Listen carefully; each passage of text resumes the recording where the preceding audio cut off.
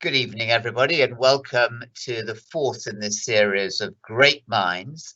And tonight we have the very, very distinguished novelist and scriptwriter and short story and indeed a playwright. And it is William Boyd, and he's here with us, and you can see him here. And can I say that we welcome all your questions here. So do have them. The earlier that you were able to ask the questions, and the English department have been prominent getting their questions in early, the earlier that we have them, the more likely I'll be able to ask. I'm going to be interviewing Will for perhaps 35 minutes, allowing for a good 20 minutes for your questions. It's always fascinating listening to somebody talk who is so creative and over different forums as well. So let's get straight on with it. And can I just say that you are very welcome to tell your friends about this series. It is for the University of Buckingham students and staff and community primarily, but we're delighted to have people from all and wide, far and wide as well. So Will, novel out in October, are you going to have a physical launch party for it? Well, you know, I've never ever had a launch party, Anthony. I must be the only author who's never had that, because I always think the person who love would parties.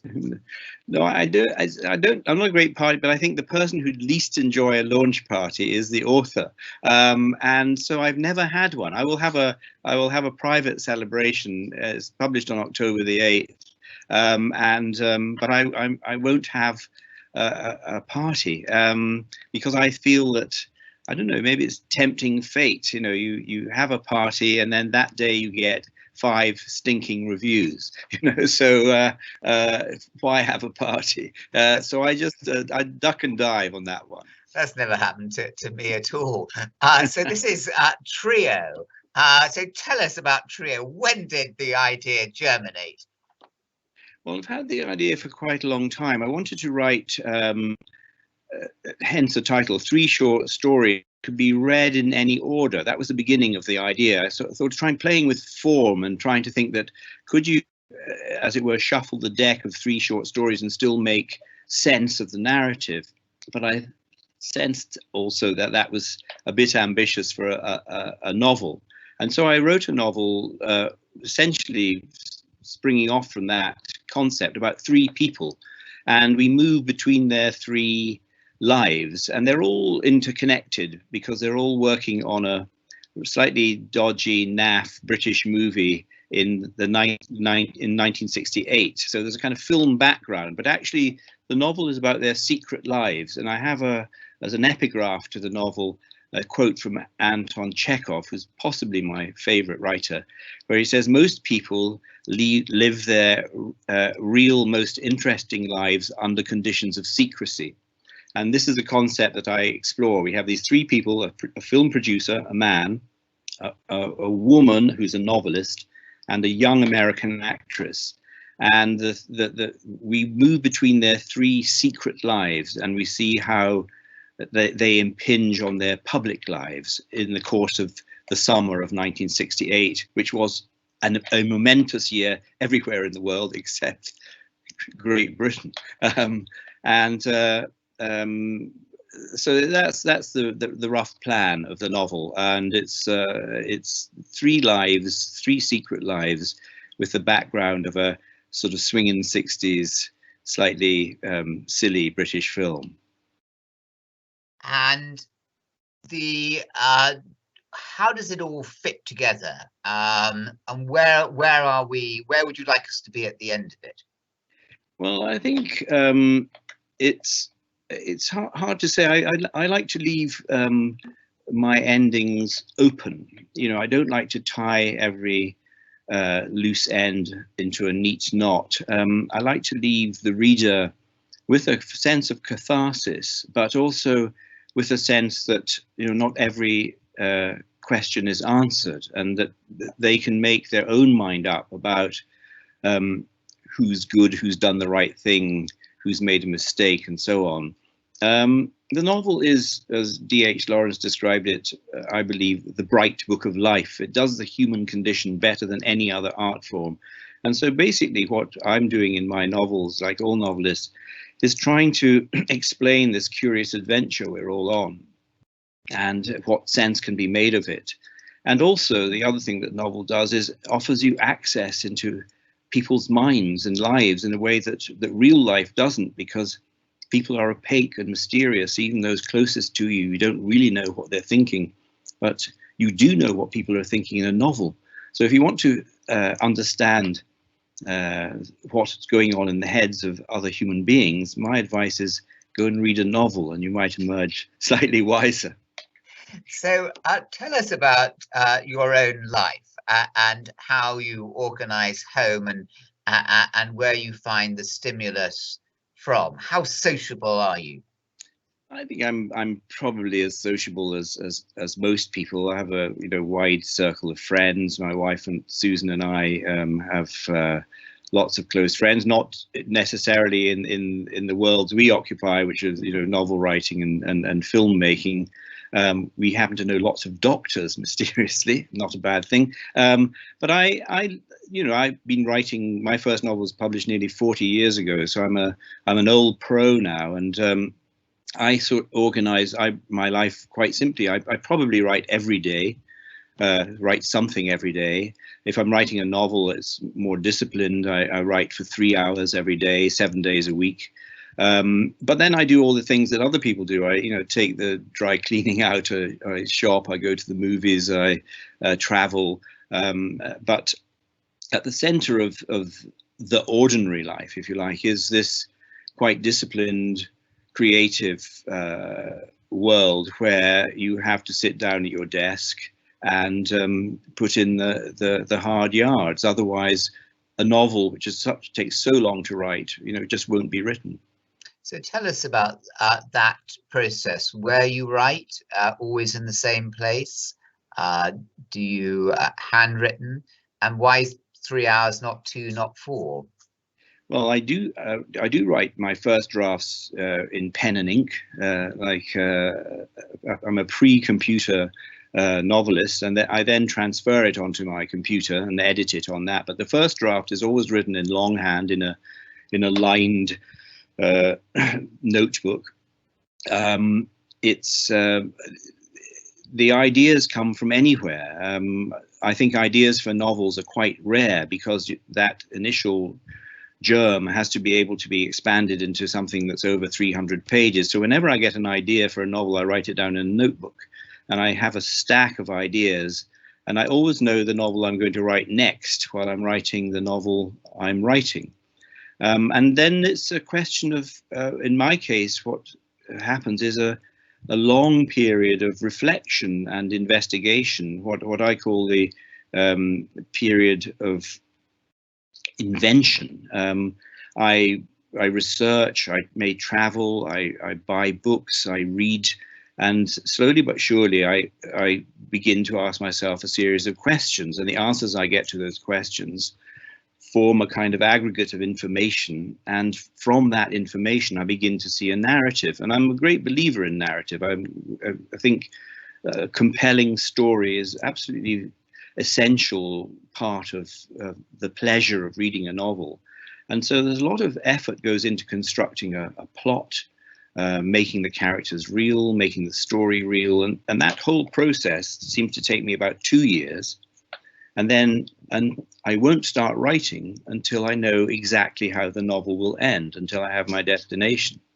And that process, the period of composition that follows the period of invention, lasts about a year. So it takes me about 3 years to dream up, research, reflect, invent, and write a novel. And that's pretty much been my rhythm, though I've actually broken it. This new novel, Trio, that's coming out, there's only been a 2-year gap. So I'm speeding up in my old age. Well, since The Good Man in Africa in 1981, this is your 16th novel. It's pretty much a tempo of 2.5 yes. a year. Let's go back to your own childhood, Africa. How did that form your own consciousness? Well, with hindsight, I think it was hugely important. My father was a doctor who specialized in tropical medicine. He was an army doctor in the war. And after the war, when he got married to my mother, he thought, let's go out to Africa for a couple of years and get away from drab old, rationing Britain. And life, because he knew life in West Africa, having been out there in the war, he moved to what was then the British colony of the Gold Coast, which became Ghana in 1957. And I was born in a colony, that dates me, in the Gold Coast. And I grew up there in Ghana, and then my parents moved to Nigeria. So my entire childhood and youth was my home for my entire childhood and youth, even into my early 20s, was West Africa. I was sent back to boarding school, as all kids were in those days, but my home was in Africa. And I think that has shaped me in so many ways, unconsciously and consciously. And it's informed the kind of person I am, and I think the kind of novels I write. Tell me more about that process of Africa and what it was about Africa that seeped into your bloodstream. Well, it's very interesting. I think you have to distinguish West Africa and this, the British colonies and British Commonwealth in West Africa were entirely different from East Africa and South Africa. There was no settler class in West Africa. The Europeans, as we called ourselves, would come out to work. My father worked in Africa for his entire working life, for 30 years, and then go away. So there was no, second or third generation white settler, white farmer, unlike, Rhodesia as it then was, Kenya, etc., and particularly South Africa. And so in West Africa, there was absolutely no racial tension. It was a completely integrated society. So as a white child, as a white boy, I grew up in an Africa where I could go anywhere I wanted, and I had Ghanaian friends and Nigerian friends. I went to their houses, they came to my houses. The clubs, the tennis clubs we played in were completely and utterly integrated. And I think that, with hindsight, is the huge difference to my upbringing in Africa, as opposed to someone who grew up in Kenya or South Africa. There was absolutely no racial issue at all. I could go anywhere I wanted. I could walk through the city of Ibadan at midnight without fear. And I couldn't do that now, but then it was a remarkable thing to have experienced, and a remarkable freedom and an upbringing that, I count my blessings daily, because had I been born in, St. Ives or Aberdeen, I may well have been an entirely different person than the one who'd been born in and raised in West Africa. So it had an enormous effect on me, and I think I still haven't fully analysed what that effect was. Have you been psychoanalyzed? I haven't, no, though I'm very interested in psychoanalysis. I've written a novel about psychoanalysis, but I've never been psychoanalyzed, and maybe I flatter myself. Some people might disagree with me, but I don't think I'm a ripe subject for psychoanalysis. So I've never had the need, but I understand the principle, and I'm very fascinated by the process. And I even invented my own therapy, psychoanalytical therapy, in a novel I wrote called Waiting for Sunrise, which is called Parallelism. So if the bottom falls out of the novel writing market, perhaps I'll take up psychotherapy as a profession. And what kind? Jungian, Freudian? Freudian, and it's to do with parallelism, is to do with reshaping the unfortunate events of your past and reinventing them in a way that makes them more real than the sort of traumatic incidents. I was explaining this. It was when the book was launched in America. I was explaining this to an American journalist, and I was telling her about parallelism, and she said, I think that could work for me. And so I think there is a kind of cogency to it, even though it's entirely invented by me. And this particular psychoanalyst was a disciple of Freud, but had sort of spun off with his own little idea. And what trauma would you most like to have reprogrammed? Or perhaps your life didn't have trauma? Oh no, my life has all the traumas that not everyone has. I mean, I went to a boarding school in the north of Scotland for 10 years, for God's sake. I had to re-educate myself drastically once I left. I had the trauma of my father died when he was very young, so I recognize these moments in my life, but they're no different from the moments that other people have. So there's no sense in which I've led a charmed life at all. I've had all the afflictions that come to people in the course of their 70 years and 10 almost, and I recognize them, but I don't think I'm who knows? I don't think I'm damaged by them, but I'm aware of their import. And cathartically, they're informing, if indirectly sometimes, your own writing. I'm sure, and I sort of feel it's not really for me to say where that is. I mean, you could go back through my novels and look at the father figures and make an interesting collective portrait of them, sometimes benign, sometimes less benign. I think I got on very well with my father, but I hardly knew him, I realized, and I never had any real adult relationship with him. I was always the feckless student, and so that's a gap in my life. And I look at my friends who are my age and who knew their fathers all their adult lives, and I sort of regret that I never had that opportunity. But still, that's such c'est la vie. What can you do about it? But I'm as somebody who purports to explore the human condition, I'm very aware of how that applies to me as well.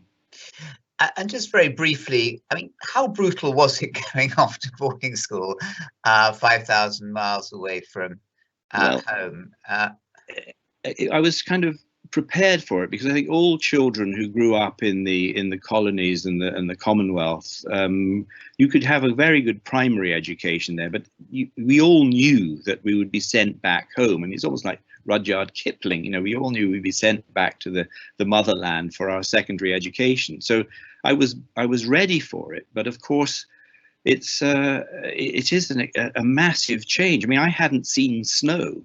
I hadn't set from an airplane window, and so I remember the winter of 1961, my first winter in Scotland. We had massive, 18 inches of snow, and another boy from Jamaica and I walked out like Martians, picking up this strange cold white stuff and marveling at it. But of course, the other thing was I was away from my family and my parents for months at a time. I often didn't see them for 6 months, and would then see them for 6 weeks. And so effectively my youth and adolescence was lived out away from my home in the strange hothouse society of a single-sex boarding school. And it is not a good way to bring up young people, in my opinion, but I somehow survived. Well, if I'd been your head master, it might have been different. I'd have given you complete hell. Remember, and this was we're talking about 1960s to up until 90. So this it was boarding schools changed dramatically, I think, after 70. So Sebastian Faulks was clearly affected by his experience and came out of Engelby. Similarities there with Faulks, not just writing the James Bond, but writing a story about 3 different people, in his case, not fiction, but interested in also the mind and psychiatry. Is he somebody you see yourself as similar to or different? Well, actually know Sebastian quite well. So I think we see each other as contemporaries toiling in the same vineyard. But I don't actually compare myself to any novelists, even novelists who I revere and admire. I think you go your own way, and your influences, such as they are often very subliminal. And I'm a great admirer of Sebastian's novels, and we both write, I think, the same type of novel. But that's a broad river in the tradition of the English novel, the realistic, serious literary novel. And so that's the world we occupy. But I don't think there are many other similarities between our works. Now, you could have been an academic after university in Glasgow and coming down to Oxford. Do you ever look back and think, I could have landed up at the University of Buckingham, for goodness sake, in our English department? We'd have welcomed you. I applied for a job at the University of Buckingham, believe it or not, in I think 1976 or 1977. I didn't get it, but for me, so this is full circle, and I finally got through the door. I think I became an academic, a very junior academic. I was a college lecturer at Oxford, because it was a safety net and it allowed me to write. And if my writing had failed, I hoped I could make a career as an academic. And I really enjoyed teaching, actually. But I don't think I was temperamentally suited to be a scholar, even though I was writing a DPhil thesis. I think my brain was hardwired for fiction, and while I was pretending to write a doctorate, I was actually writing fiction and short stories and trying to make my way as a novelist. And as soon as I could, I'd actually published 3 books while I was still teaching at Oxford, and wrote 1 film. But as soon as I could leave, I did, because I knew what I really wanted to do. But I spent 12 years at university, as a student, a postgraduate, and as a lecturer, and I read everything and I enjoyed it enormously, and it was hugely useful to me, but it wasn't what I wanted to do.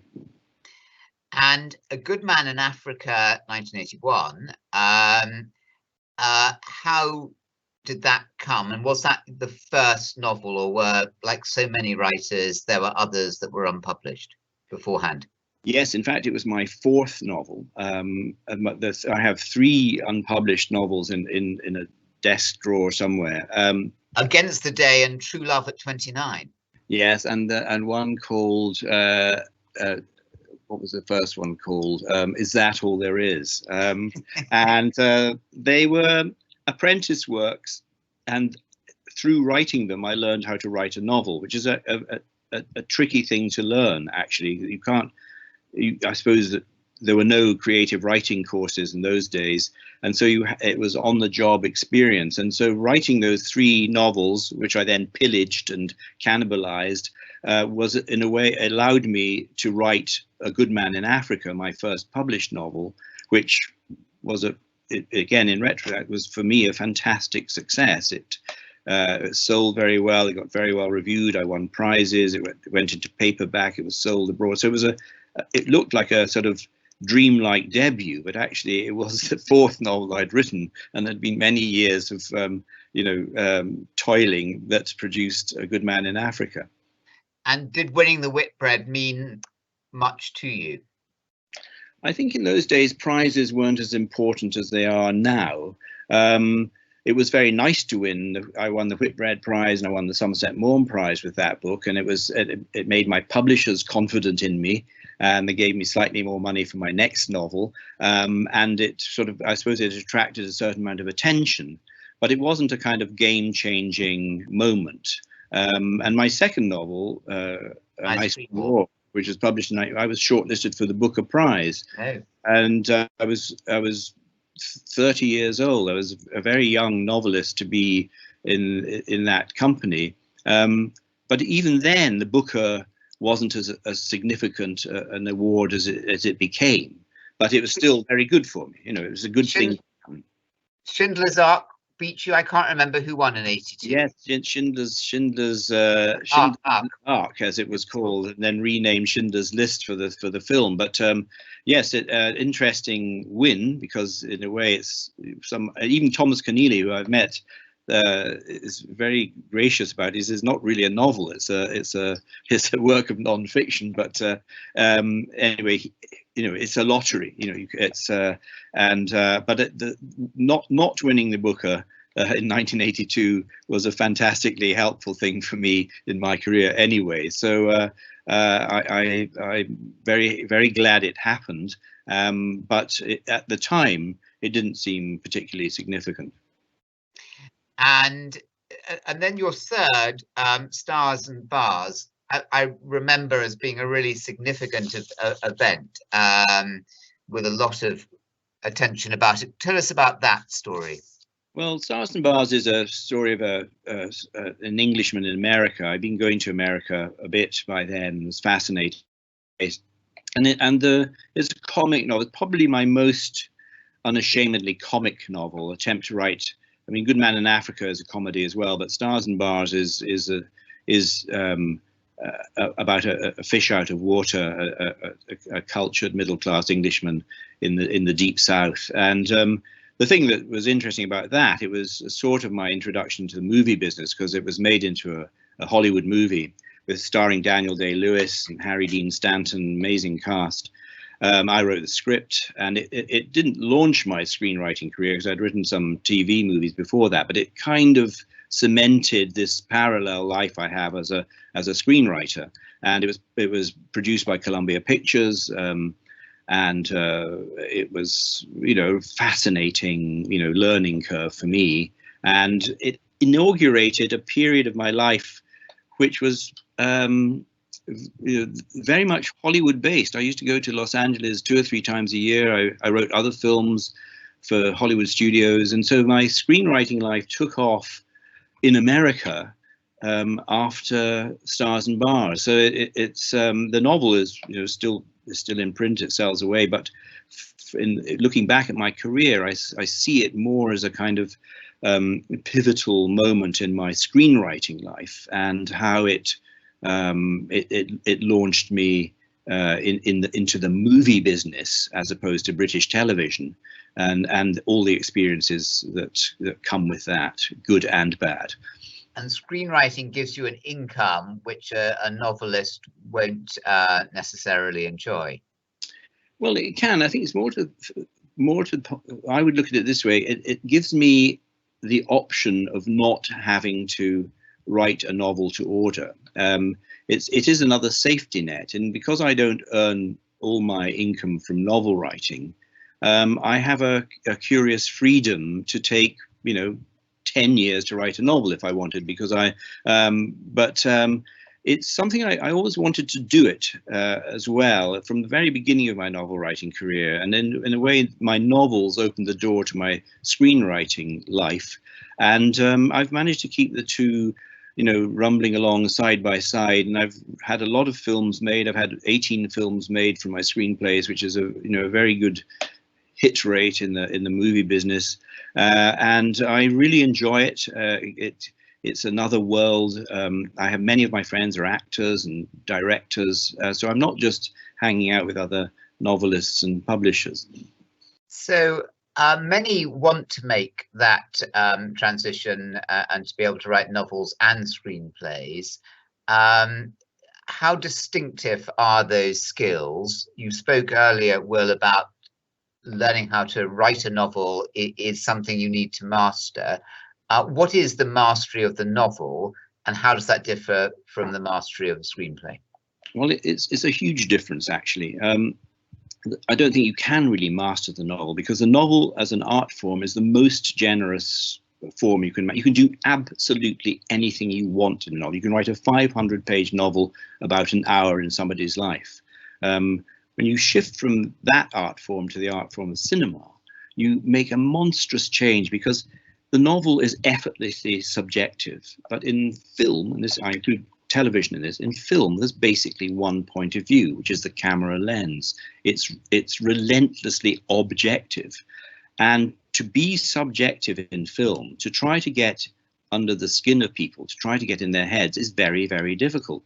So you have to change mental gears as a writer, moving from this world of immense freedom, total freedom, to a world of very precise parameters conditioned by the nature of the art form, the fact that it's photography, it's collaborative. The tools you have at your disposal as a writer of screenplays are very meager compared to what you can do with a novel. So you really have to relearn a kind of grammar of narrative when you move from the novel to film. You have to understand what the medium can do and try to write within the boundaries and the compromises that medium imposes. So I see novel writing as a real art, but in a way I see screenwriting as a kind of craft, which is adapted to the industrial processes of the art form. And to what extent are you writing for a particular director in mind, and how does your relationship with the director change? Do some not want you anywhere near the set, and others welcome you by their side? Well, you'd be a fool to write a screenplay with any director in mind, because that person would probably, for one reason or other, never be there. You usually encounter the director after you've written the script. And because it's not the only thing I do, just as the writing screenplays gives me freedom as a novelist, writing novels gives me freedom as a screenwriter. And I have a very simple maxim when it comes to the world of film and TV, that I only work with people that I like. And that may be an instinctive liking. And it's very important because it's such a terrible business. I mean, the business side of film writing is so appalling that if you didn't have any solidarity with your co-workers, it would be even more miserable. So I'm very picky in the sense that every film director I've worked with, and I've worked with a lot, I've become very good friends with. And so the two of us, in a way, take on the slings and arrows of the film business and survive. So tell us about a very satisfying partnership that you've had with a director, and why was it? I think it's more a sense in which if you're right, the director has a sort of finished product in a way, and that's your script, and then all the compromises and adjustments of making the thing come into play. And what I look for in a director, and I'm not precious, I'm not one of those precious writers, and not a word must be changed. I've directed a film myself. I know how difficult it is to direct a feature film. But if you have the same sort of, if you're on the same wavelength, you can usually find a way to make that scene or that particular sequence of scenes work that sort of does justice to the original blueprint, the script, but also serves the purpose of the film you're trying to make. And so I'm very good friends with all the directors I've worked, even directors I've worked with on projects that haven't been made. We still have a very good relationship because it's a kind of understanding of the nature of the beast and the journey you will go on trying to tame it.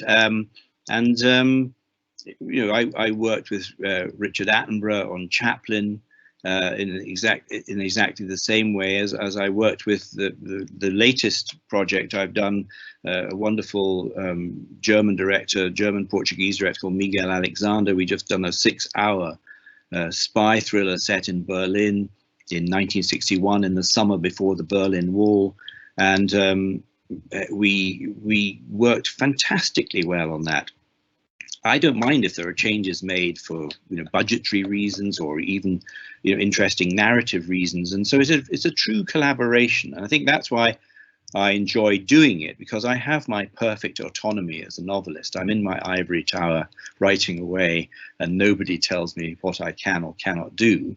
When you descend into the sort of crowded, complex world of filmmaking, and everything changes. And so it's a collaboration that's important, and I relish that. Actually, I enjoy it. And do you have yourself, well, your favorite films? I mean, if I was to push you and just throw out 2 or 3 that you go back to and have really struck you as significant. Yes, I do. I think that the genre that film does really well is the thriller. I mean, it's possibly even better than the novel. Dare I say it? I somehow feel that the thriller, the procedural cop show, is somehow best served by cinema. And for example, one of my favorite films, up there in top 3 possibly, is Chinatown. Yeah. Roman Polanski, director, but with an original screenplay by Robert Towne. So it's not based on a book. It's a screenwriter who came up with this, and that the assemblage of talents around it. Jack Nicholson, Faye Dunaway, absolutely extraordinary film. I must have watched it, 20 times.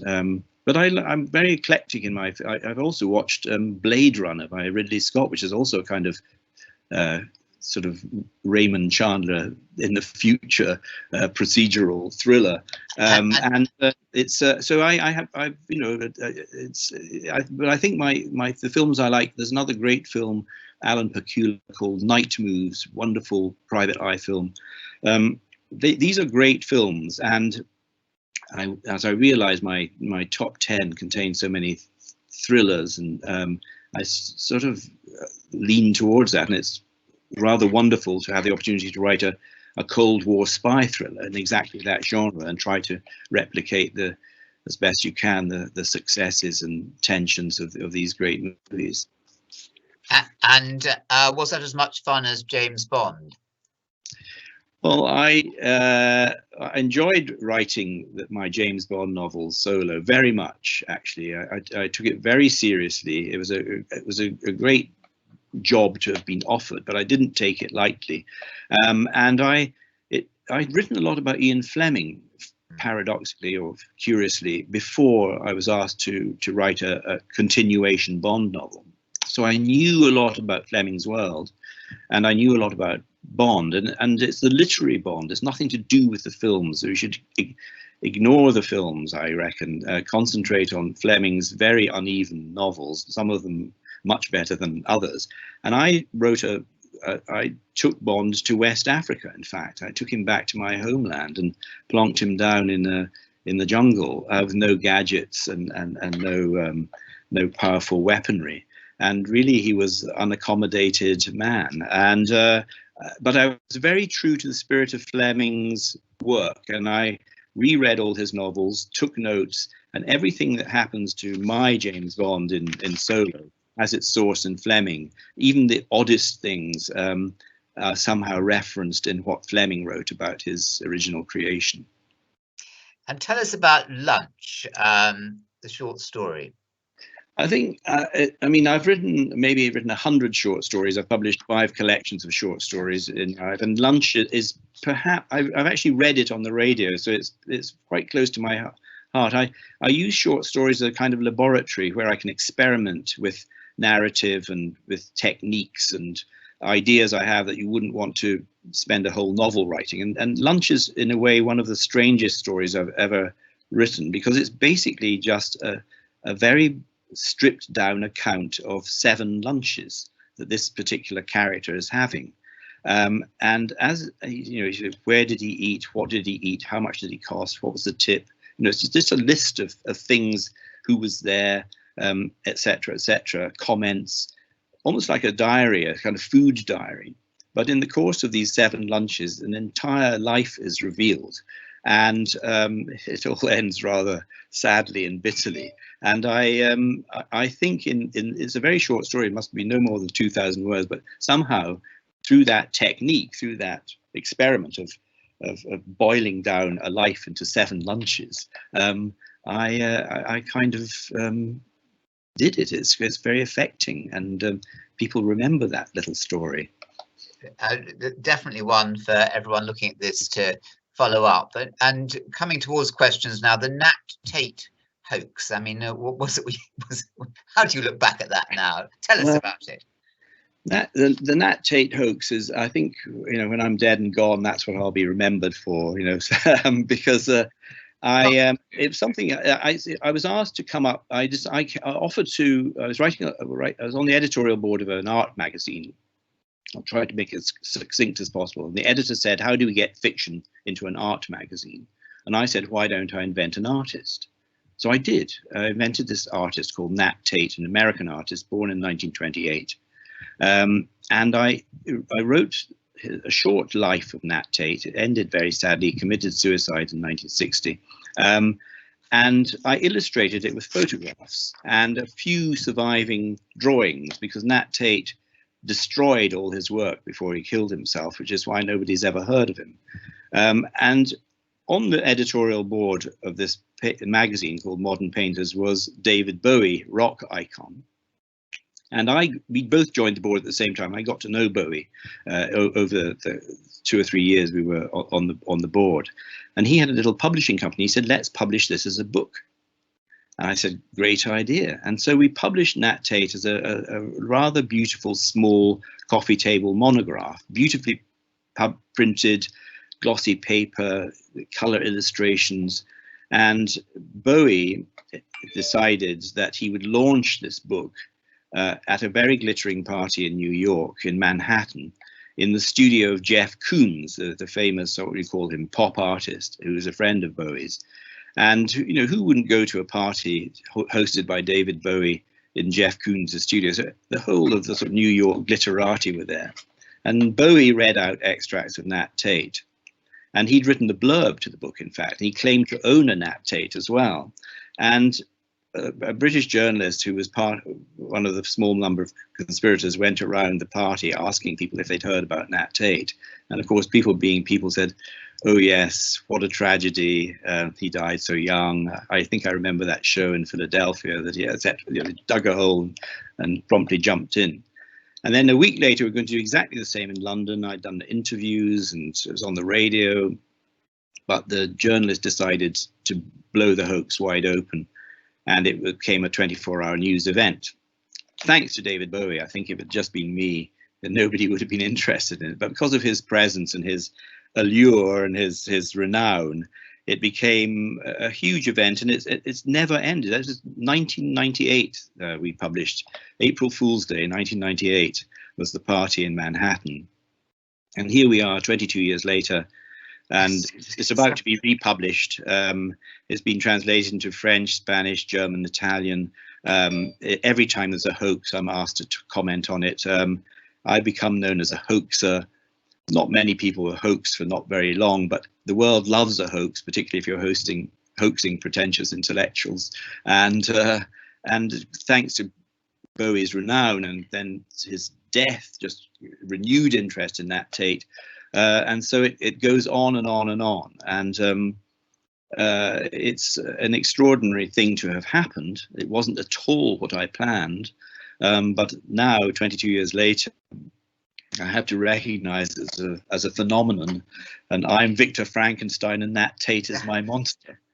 And do you listen to Bowie when you're writing his music? I was a great fan of Bowie's, as a student. I remember listening to his album Hunky Dory endlessly. And so when I eventually got to meet him, it's very strange when you meet, I've met all manner of famous people, but I think the people who sang or produced the music that you liked when you were young, in a way you never ever expect to meet them. And so when you do, you are a bit gobsmacked. And so there we were on the board of this very august art magazine, and we always sat beside each other because we were the new boys. And it was a kind of pinch me moment all the time. But how I got to know him a bit. We did collaborate on Nat Tate, and it's quite an extraordinary thing. And it's a very interesting side to Bowie. And it was his idea to publish as a book, not mine. And he was completely and utterly bound up in it and absolutely loved the whole fallout and the exposure. I think Jeff Koons was very cross with him, but It was a great thing to have done, and in hindsight, when you look back at Bowie's career, it's a fascinating adventure for him as well. Now, moving on to questions, a question from Roger, who would have been, Will, one of your colleagues had you not been turned down for a job at the University of Buckingham, to our lasting shame. And Roger asks, are there any Evelyn Waugh works that you'd like to bring to the screen that you haven't got round to yet? Well, I've adapted Scoop as a TV movie, and I adapted the Sword of Honor trilogy as a mini series, and I'm very proud of them both. I think that I think that very good adaptations, even looking, trying to be as objective as possible.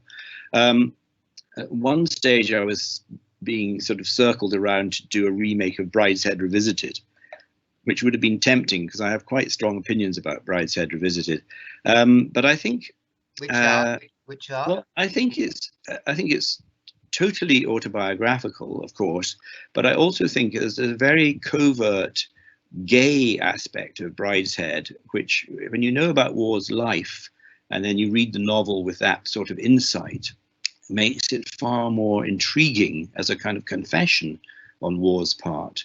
But I think I don't know what I would like to maybe there's a wonderful film of Waugh's short novella, The Loved One, about funeral rites in California, which might be interesting to revisit. But there's nothing I'm hankering to do. I had a wonderful time adapting those two, and so I think I'll leave Evelyn Waugh alone for a while. And then another question here, asking, were you good or bad at games yourself? And that will just need unpacking a bit. Yeah, well, my very first film was called Good and Bad at Games, and it's a film. It was on one of the very earliest Channel 4 films on 4, and it's a story of boarding school life. I wrote two films about boarding school life, one a very dark one and one a comedy. But there was I had all this material, having spent 10 years in one, and I had to get it out somehow. And Good and Bad at Games is about bullying, in fact. It's about terrible persecution of a boy at school, and then 10 years later he's gone mad and he decides to get his revenge on his persecutors. He wants to kill the person who bullied him. So it flashes back between the school days and 10 years on. And it's a very true portrait of the dark side of boarding school life. I was good at games, but which is a kind of passport to success, or was a passport to success in those days, at a boarding school. But I was very aware of the people who weren't, and the people who were having, utterly miserable times. And our school was actually relatively benign, but I don't know if you agree with this entirely, Anthony. There's a public face to a school and there's a private face, and the public face of the school is run by the staff and the senior boys, etc. But at night, when the staff go back to their homes and flats, the private face of the school takes over, and that's run by the boys, and that can be very sinister or a lot of fun, but it's got nothing to do with the reputation or the standing of the school. And what I was investigating in Good and Bad at Games was the if you like, the dark underside of boarding school life that I had lived through myself for a decade. Had you been badly bullied? No, not particularly, because I was sort of a strapping young lad and good at games. And did you bully others? I think I was. I wasn't a bully at all, but I had like all children when you rise up through school, you get this incredible power as a senior boy, and you can ruin a person's weekend on a whim, and I think that's the corrupting thing about giving boys power over other boys. Back in Victoria days, you could probably beat another boy, but we had corporal punishment at my school, but it was only the masters who beat the boys, not the boys beating the other boys. But I recognize now, looking back, and I wrote these films in a spirit of total honesty, that actually I wielded power sometimes in an imperious, semi-fascistic way. I mean, I maybe forced one boy to have a haircut every week, like it or not, that sort of thing. But it's as W.H. Auden said, all public school boys, all boys who've been to a boarding school understand fascism, because for many years they lived in a fascist state. And in a funny sort of way, in my day, a boarding school could be like a fascist state with its stormtroopers. Maria wants to ask a question about a very different kind of school, the primary school she teaches at, Will. Could you give any tips to get the kids writing more and enjoying writing? Well, I think the advice that's always given to young writers, however young they may be, is write about something you know. And I always think that's the wrong way to start. I think you should write about something you don't know, and that requires you to use your imagination. I think even for a very young, I mean, I've been writing in lockdown a kind of novel with my two godchildren. Now, I write a chapter, I send it to them, they write a chapter, they send it back. They're 7 and 8, and what they're writing is fantastic. And I'm making them use their imagination. And we're writing a detective story about the theft of a very big diamond. But it's remarkable to see how over the course of the 10 weeks we've been writing this thing, how sophisticated they've become, how their narrative guile has become, and even their vocabulary is changing. So I think to a young person, say, imagine what it's like, being a tiger in the jungles in India, or imagine what it's like, walking on the moon, something you've never experienced. And if you can trigger a child's imagination, then I think you're sort of halfway there. So that's what I would say. So there you are, Maria. Before the next question, Will, what are we looking at there behind you? Is this where you work? And this is the immediately behind you looks very Third Man-ish, the black and white. It's a total shambles. It is my study. I keep meaning to tidy it up, but in a way there are so many books in here because a lot of them are the books I was using to write my last novel. And so they're like stalagmites. They're growing off the ground, and there are books here for my next novel.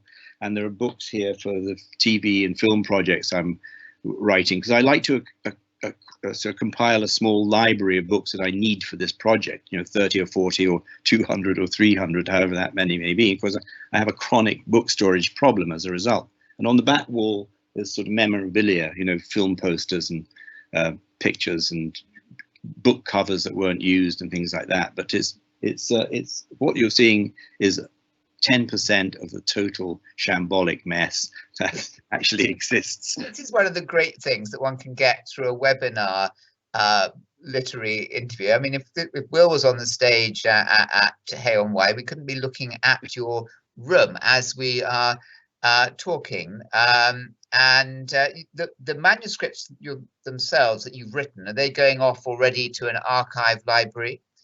Where will the William Boyd collection be? No, I haven't sold my archive to anybody yet. I've been asked a few times, but I rather feel it's like, picking out your plot in the graveyard. Hang on to it. A terrible tomorrow, and so I think because I write in longhand, I have all the longhand manuscripts of my novels, and I have a huge archive of stuff and letters and so on. And I sort of think, well, the temptation is if I sell it or donate it to an organization, at least it'll be looked after and catalogued and ordered and filed. At the moment, it just sits in cardboard boxes in a cellar. But I'm reluctant to do it because I feel I'm busier than I've ever been. I don't feel I'm slowing down or packing up, and somehow the act of selling your archive, and maybe if I need the money, I might. It's part of you going into the next world. Now, Jeremy says, I don't think you can answer this one. Anthony, what can we do to get William back working at the University of Buckingham. I think we'll pass on from that one and go on to Jenny, who says, very good question. What would you consider, William, to be your best work?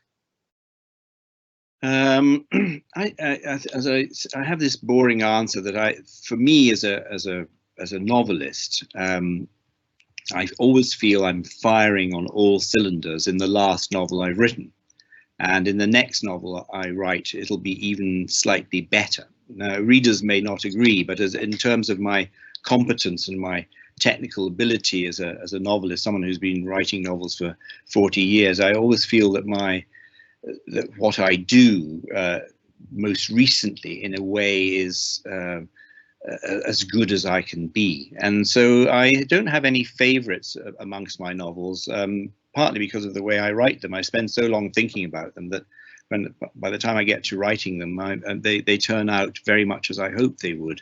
But I do look back at my long novels, the ones that are sort of 500 pages or more, or close to 500 pages, and I sort of admire in retrospect, my sort of doggedness at being able to write a novel that long, because it's hard work, and it requires enormous reserves of thought and energy, and I wonder if I'll ever write a long novel again. So those 3 or 4 novels that bulk out of my 16 are ones that I sort of take my hat off to. A question from Alison. She says, I own the bookshop at the university. Excellent bookshop too. We're independent, and sure we will survive despite the constant threat from Amazon. What part do you think that independent bookshops will play in the future? And indeed, are physical books dead? No, absolutely not. And I think for the first time in the last years, if I'm right, that more independent bookshops opened than closed. And the death of the independent bookshop has been, long prefigured. But actually, it's like all new developments. There's a sense that the world will never be the same again. It's like when radio came, the theatre, and then television versus the radio, movies, and so on. The new technologies don't necessarily replace the old ones, and I think the pleasures of going to a bookshop, of browsing, are not the same as browsing online. It's terribly convenient to buy your books online, but I think that the more independent bookshops offer that kind of idiosyncratic personal experience, the more customers will be lured to them, because it's just a pleasure. So I think that independent bookshops are vitally important. They're kind of lifeblood of the business of writing and selling books. I know it can be a struggle, but I don't see them going away. I mean, ebooks were meant to get rid of the physical book, but ebook sales have plateaued at about 30 or 40% of sales. Nobody buys Kindles anymore. The physical book is the most brilliant invention. It lasts for ages. It's cheap to make. Its raw material is infinite. All sorts of, it's like the wheelbarrow or the umbrella or the button. Why do we not button our shirts with Velcro? Because buttons are fantastically efficient inventions, and books. And is there a particular actor or actress who's added something to your screenplay and brought out material that you almost wished you'd written more yourself? Oh yes, I think that happens all the time, and in fact, that's part of the pleasure of. Some examples. Well, I think just to mention Daniel Day-Lewis, who was in my film Stars and Bars. He was a very unknown actor, Daniel, at the time. He'd just done My Beautiful Laundrette, and when we cast him, there was a lot of resistance by the studio, saying, who the hell is this person? What why can't we get somebody famous in it? But we stuck by Daniel, and in this film, which is still around, you can watch it on streamers and buy the odd DVD, but it was made in the mid 1980s, and it's the only time in Daniel's filmography, which is a wonderful filmography, where he's played somebody close to himself, i.e. a middle-class Englishman. And what he did in that role was, as I rewatched the film, was absolutely amazing. And I can't imagine anybody else quite occupying that role like him. But Sean Connery was in the film of A Good Man in Africa, and some of the best jokes in that film were actually Sean's. Similarly, in Stars and Bars, there's a wonderful line which I get lots of credit for, which was an ad lib by Harry Dean Stanton. So just tell us what that was at the end. He was playing a sort of Southern patriarch, and I think Daniel Day-Lewis says to him, "But what I really need is money." And Harry Dean came up with this line, and he said, "And the people in hell want iced water." And so it's all from my pen, of course. No, I think this is the collaborative aspect of filmmaking, and indeed working in the theatre, that you write these words, you write this text, you write these scenes, but when you all get together, and this can apply to the music that's written, or the way the scene is shot, or the way the actors act and interpret the lines, that amalgam of input is what makes it live and breathe. And of course it is transformative, and so much the better. And I would say in every single film that I've written that's been made, the actors have added hugely to the whole. Well, on that very generous note, I mean, it's been an incredible privilege. The University of Buckingham's loss was the world's gain, Will. And what a brilliant writer you are. And thank you so much for being so insightful and thoughtful and candid and profound also, and optimistic too. And we've really, really loved having you. And thank you, William Boyd, very much indeed. Very nice to come back. Thank you. Thank you. Good night.